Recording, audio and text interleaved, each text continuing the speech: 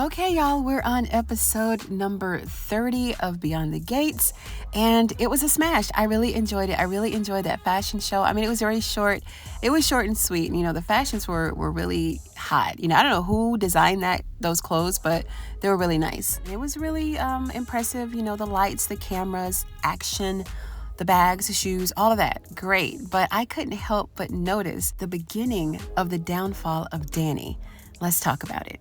Now, I'll admit, Dani showed up. She showed up all smiles, and she made sure that this show went off without a hitch. But behind that smile, y'all, Dani is dying inside. I mean, let's be honest, Dani is going through it, right? She's lost her husband. She's lost whatever life she had with him, the rest of her life. She just lost her daughter to her career. I mean, Dani stopped her career to help Chelsea to birth hers. And she honestly had to know at some point that Dani was going to have to move on, without her. And in the previous weeks, Chelsea has been, trying to let go of Dani and those proverbial handcuffs that she has over her career. And it looked like it was working for a little while in private, right? So she had to do it in public. Like, she had to get on that stage and say, Mom, this is it. You've got to let me go. And I think that Chelsea, deep down, she knew that this facade that her mom is carrying is capped. And I just don't think that Dani's going to be able to carry it much longer. She's going to have to let it all go. There was something that I forgot to mention is that Samantha may just be Dani's new muse. Like, did you see how she was pushing her around, to everybody after she took her walk? And again, anything that she does right now is only going to be temporary. She's trying to desperately fill this void, but I don't know, if she does start to push her like she did Chelsea, how long will something like this last? And then there's Andre, right? We all know, Andre is handsome, he's fine, he's rich, he's talented, he's all the things, but he's also temporary. He's not really going to be there for Dani when she really needs somebody, right? Dani needs time. She doesn't need another husband. She doesn't need a boyfriend.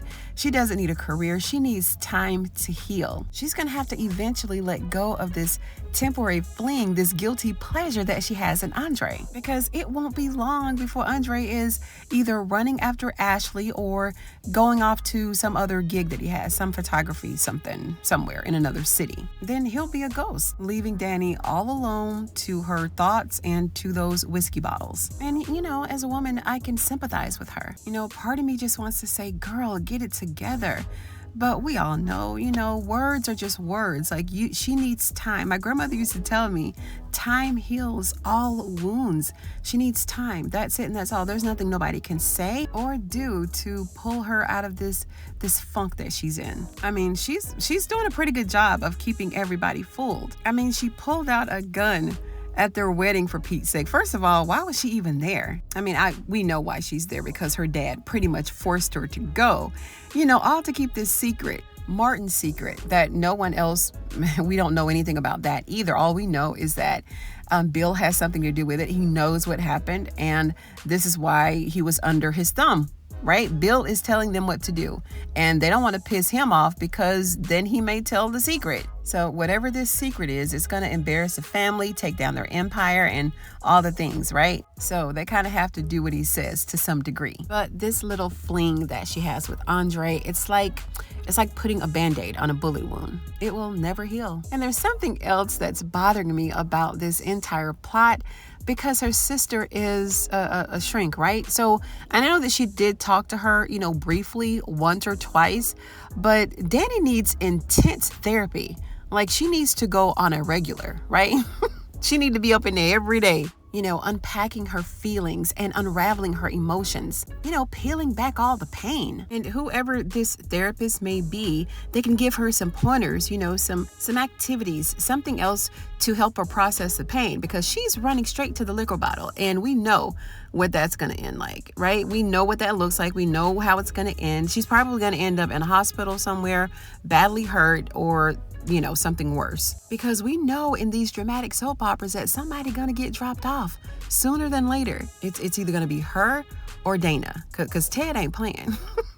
He gonna get rid of her one way or the other. But I just want to pop on here and tell y'all my thoughts about episode 30 and Dani's state of mind, her emotional well-being. I just really want this character to pull it together. I want her to win because she's the victim in all of this, right? And Haley, oh my gosh, girl, you've got it coming. And it's really a sad situation to be in because we all know that if Bill said the word, Dani would be right back in his arms in a heartbeat. I mean, look at what happened when they were sitting on that couch, reminiscing, going through that photo album. So yeah, she's taken back. And this is really actually speaking to a lot of women, a ton of women. Dani is the type of woman who will stand by her man, right? No matter what, because clearly the love that she has for him is unconditional. She's holding on to the love that she had for him, the memories, their family, the vacations, properties that they share together, the family dinners, the insurance policies.